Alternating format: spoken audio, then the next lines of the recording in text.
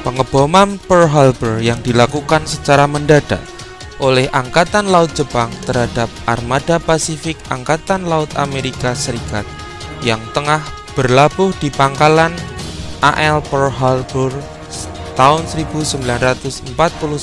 Serangan inilah yang memicu kemarahan Amerika kepada Jepang pada Perang Dunia Kedua. Pada bulan Agustus 1945, Jepang menyatakan keinginannya untuk melawan hingga titik penghabisan.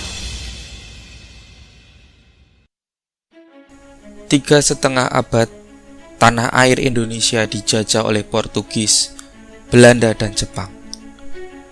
3,5 abad yang syarat dengan penderitaan rakyat pribumi.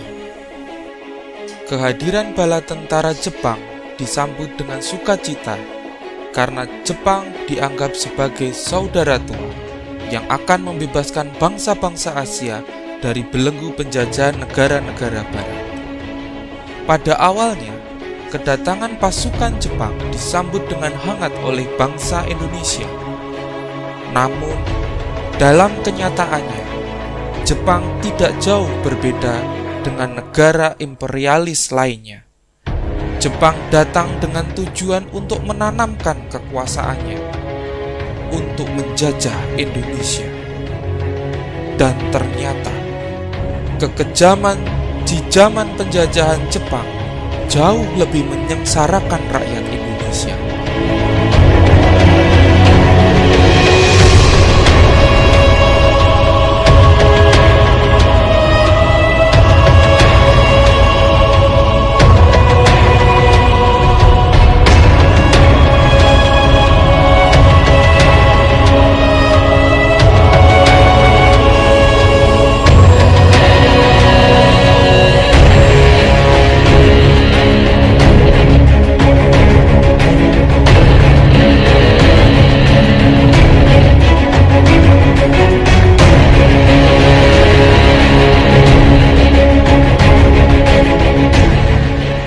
Pemuda dan aktivis pergerakan berupaya dengan segala cara mempropagandakan kemerdekaan Indonesia di forum internasional.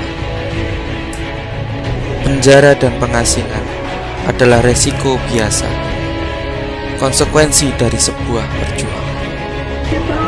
Usaha tanpa lelah itu akhirnya membuahkan hasil saat Jepang menyerah pada sekutu. Ini saatnya kita tunjukkan siapa diri kita. Berialah. Momentum kekalahan perang ini dimanfaatkan dengan sebaik-baiknya oleh kaum pergerakan.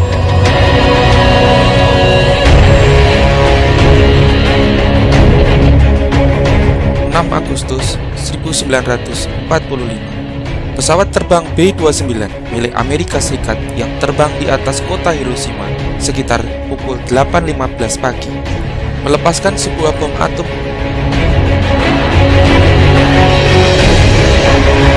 Setelah ledakan tersebut, seluruh kota Hiroshima hancur lebur. Sekitar 85% bangunan, tumbuhan, dan landscape kota hancur lebur, rata dengan tanah akibat sapuan gelombang panas. 10 Agustus 1945,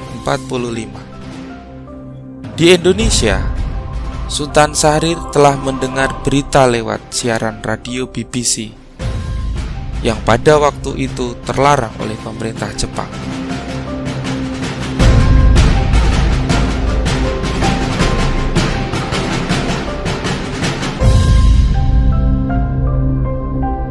Berita ini kemudian tersebar di lingkungan para pemuda, terutama para pendukung Syahrir.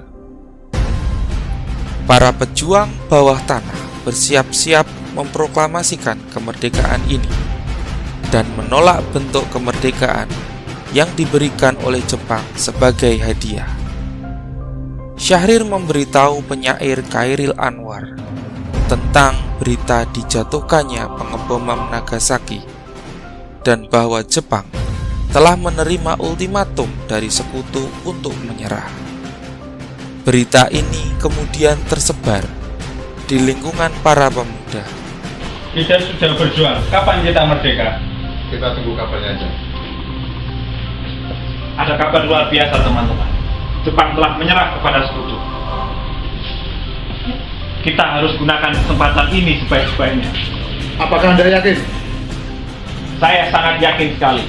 Saya baru saja mendengar berita dari BBC bahwa sekutu telah mengebom kota Nagasaki sehingga Jepang menyerah dengan sekutu. Untuk itu, mari kita segera memberitahukan Soekarno dan Hatta untuk segera memproklamasikan kemerdekaan Republik Indonesia. Ini momen yang sangat tepat. Jika tidak sekarang, kapan lagi? Jika tidak sekarang, atau tidak sama sekali. Setuju? Setuju. Merdeka! Merdeka! Merdeka! Merdeka! Merdeka! Merdeka! Berita ini kemudian tersebar di lingkungan para pemuda, terutama para pendukung Syahrir. 12 Agustus 1945, Jepang melalui Marsekal Terauchi di Dalat, Vietnam, mengatakan kepada Soekarno, Hatta, dan Rajiman bahwa pemerintah Jepang akan segera memberikan kemerdekaannya kepada Indonesia, dan proklamasi kemerdekaan dapat dilaksanakan dalam beberapa hari, tergantung dari cara kerja PPKI. Meskipun demikian, Jepang menginginkan kemerdekaan Indonesia pada tanggal 24 Agustus. 14 Agustus 1945. Tatkala Soekarno, Hatta, dan Rajiman kembali ke tanah air, Syahrir mendesak agar Soekarno segera memproklamasikan kemerdekaan karena menganggap hasil pertemuan di Dalat sebagai tipu muslihat Jepang. Pasalnya, Syahrir berargumen Jepang setiap saat pasti menyerah kepada sekutu. Syahrir juga menyiapkan pengikutnya yang bakal berdemonstrasi dan bahkan siap melucuti senjata pasukan militer Jepang di Indonesia. Syahrir juga telah menyusun teks proklamasi dan telah dikirimkan ke seluruh Jawa untuk dicetak dan dibagi-bagikan. Namun, Soekarno belum yakin bahwa Jepang telah menyerah. Soekarno juga mengingatkan Hatta bahwa Syahrir tidak berhak memproklamasikan kemerdekaan karena itu adalah hak PPKI. 16 Agustus 1945, golongan muda mengadakan rapat di asrama Baperpi dengan keputusan untuk membawa Soekarno dan Hatta keluar dari kota Jakarta agar tidak terkena pengaruh Jepang. Mereka diculik ke Rengas Dengklok, Karawang, Jawa Barat. Akan menembak orang preman kalau kelihatan naik mobil di malam hari. Pakailah ini. Bagaimana dengan Ibu Fatmawati? Tidak apa-apa. Anggota peta biasa berjalan dengan keluarganya.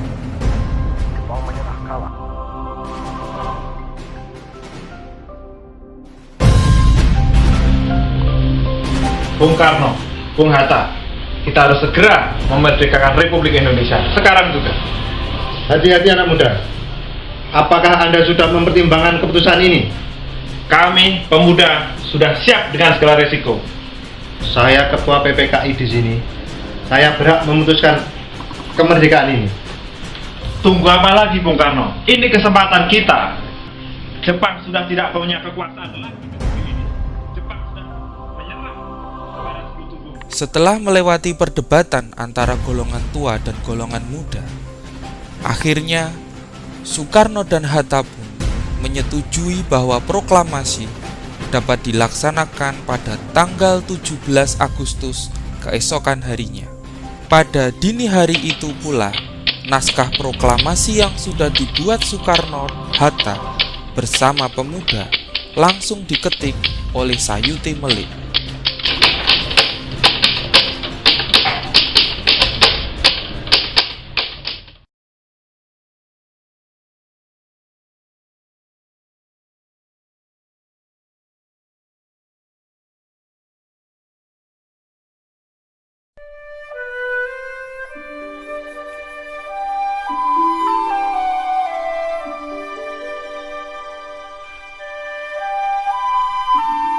Proklamasi.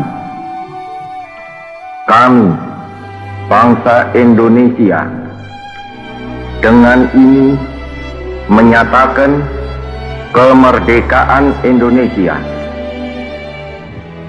Hal-hal yang mengenai pemindahan kekuasaan dan lain-lain diselenggarakan dengan cara saksama dan dalam tempo yang sesingkat-singkatnya.